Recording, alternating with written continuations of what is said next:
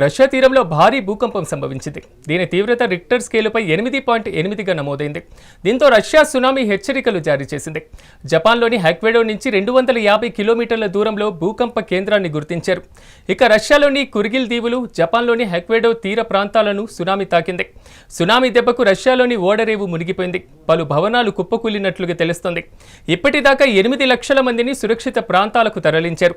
ఇక Japan, Russia తీర ప్రాంతాల్లో 10 మీటర్ల ఎత్తున అలలు ఎగిసిపడుతున్నాయి.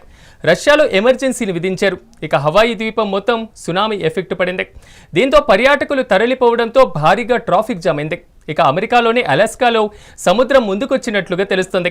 దీంతో సముద్రం దగ్గరికి వెళ్లొద్దని అధికారులు హెచ్చరికలు జారీ చేశారు. అటు సునామీ ప్రభావంతో చైనాలో ఈదురు గాలులతో కూడిన భారీ వర్షం పడుతుంది. తీర ప్రాంతాల్లో సముద్రం అల్లకల్లోలంగా మారింది.